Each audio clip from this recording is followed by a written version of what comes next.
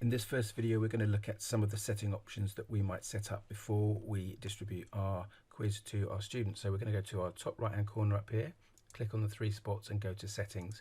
And as you can see straight away, there's quite a lot happening with settings. So that's why we're dividing this up into a couple of videos. So the first thing is the option for the quiz.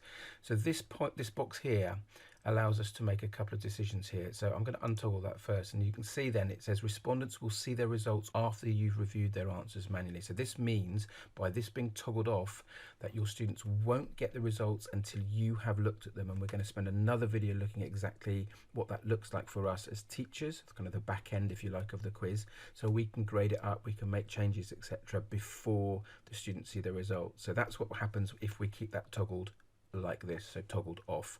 If we toggle on, you can see it's slightly changed there. Respondents will see the results and correct answers immediately after submitting the quiz. And basically what that means is when they've submitted the quiz, they get a little window that says thank you for submitting, and it says view results, and they can review their results straight away. Now the advantage of that is, of course, they get feedback and they can see how well they've done on the quiz.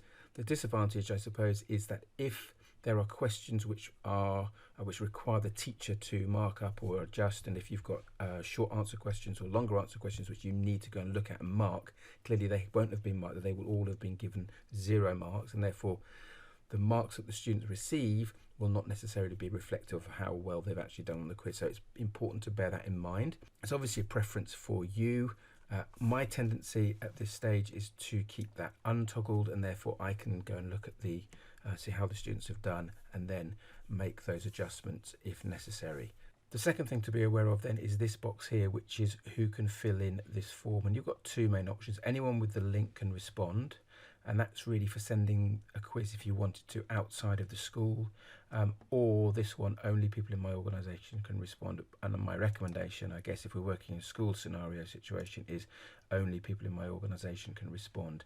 Then if you want the students, if you want to know who the students are who've done this, then obviously you would click record name, and that means, and you may have seen this already before, that when they open the form, the students will see that it says, hello Stuart, your name will be seen by the teacher, etc.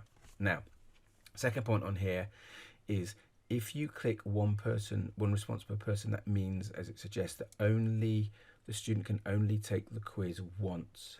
And that might be useful for you as a one-off, obviously, to see how they're doing, and depending on when you set the quiz and what the purpose of the quiz is for, that might be a very, very useful option. Equally, it may be useful to leave that unchecked so that then they can come back, particularly useful for retrieval practice and spaced learning, etc. If they go back and take the same quiz at a later date, then they were able to do that. Just be mindful that if you click that, then they're only able to do it once.